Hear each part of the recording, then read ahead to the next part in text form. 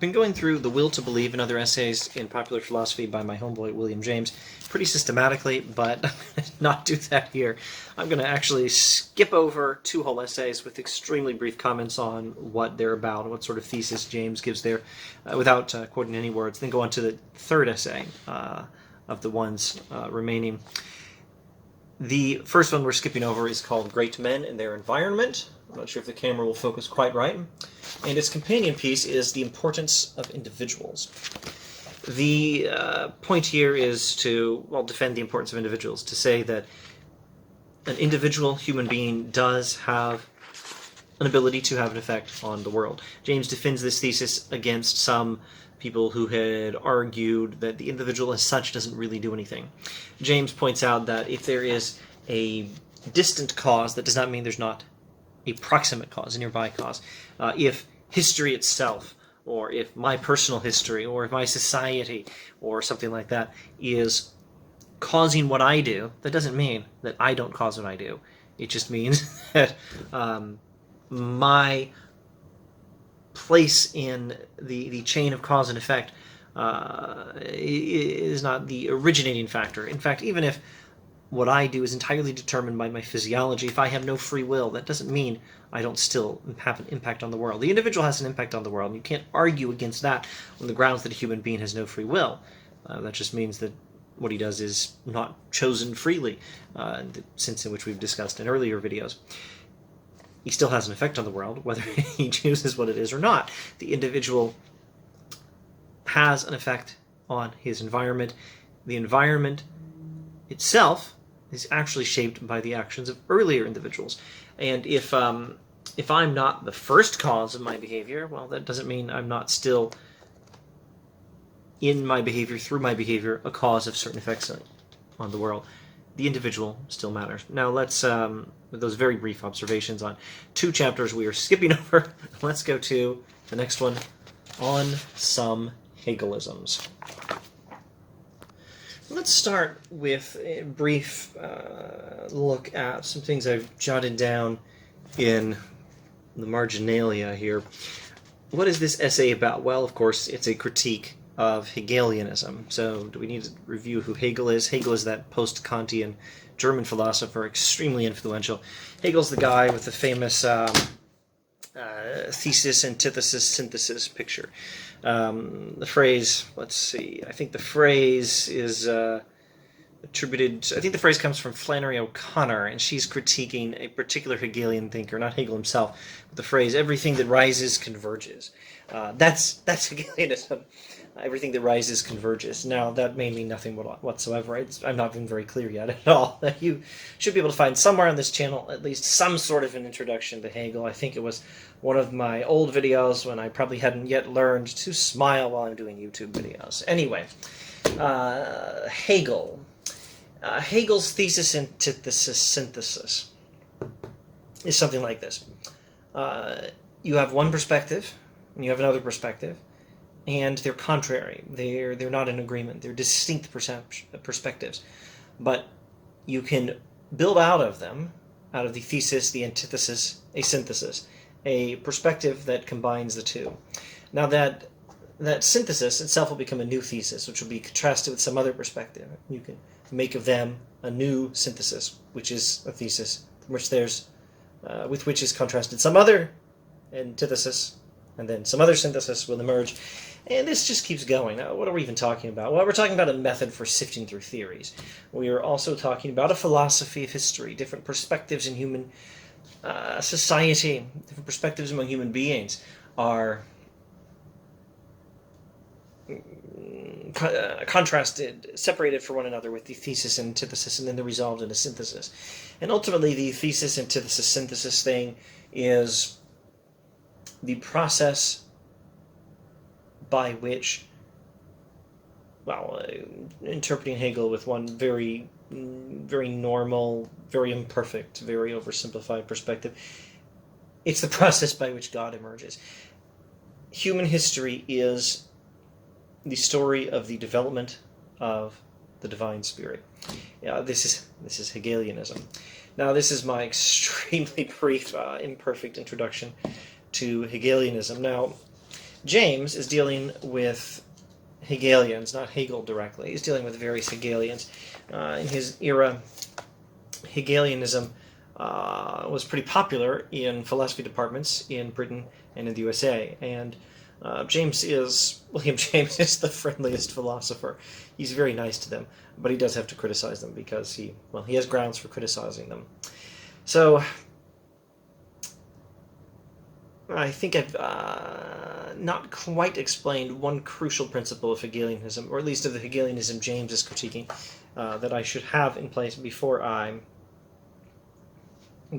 turn to the text, and even before I look at the marginalia.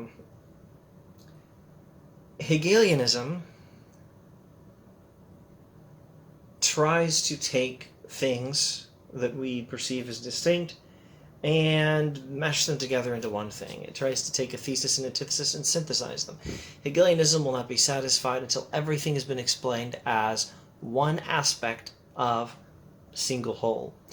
This Hegelian idea of human history is manifesting the divine spirit that's coming to understand itself. Understand this is itself a variation of pantheism.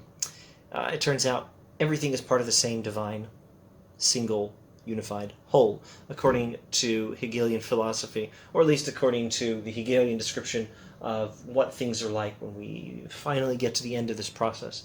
If we ever get there. It may just approximate it. That depends on how you interpret Hegelianism. Okay, so Hegelianism is then a philosophy that strives for a unified account. It's uncomfortable with difference, at least with difference that remains. It wants difference to be resolved into a fundamental unity. This sort of thing James will critique. Now, marginalia. According to my notes, this essay is a good companion to Kierkegaard, because Kierkegaard is also a great critic of Hegelianism. Also, this is a good companion to a pluralistic universe. So the pluralistic universe is a later writing of William James. The Will to Believe in Other Essays is when he's doing his radical empiricism, but it's earlier work. He's starting off. Sometime later, in a pluralistic universe, he gives a more systematic account of radical empiricism. We may look at it to wrap up this series, or we may just put it off for perhaps some other time. It would require its own very detailed treatment if we're gonna do it properly. And to be fair, so does Hegel. So do the Hegelians. We're not doing justice. We're doing everything in cursory fashion here, except to a certain extent James, whom we're looking at in some detail. Incidentally, if you wonder why, the answer is because I like this book and I was motivated to talk about it. That's the only reason I know that I'm going into detail on James right now. Okay, back to the marginalia. Like a pluralistic universe, this earlier essay is trying to bridge the Hegelian insight that things are connected with the insight that not all is one. So James is, as I say, a friendly critic, but a critic. He doesn't like the Hegelian idea that everything is one, or that everything has to be reinterpreted as being one, or has to be integrated so that it may eventually be one. James doesn't like that. That's how he critiques Hegelianism. But as a very friendly critic who's interested in insights these philosophers may have to offer, he draws from them the insight that things are indeed connected. Everything is connected, but not everything is one. That's the Jamesian approach. Now, I think you may find, now this is based on something I jotted down something like 13 years ago, that this particular essay on some Hegelisms in The Will to Believe and Other Essays in Popular Philosophy, this goes back to the 1880s or so, that this essay is a little bit more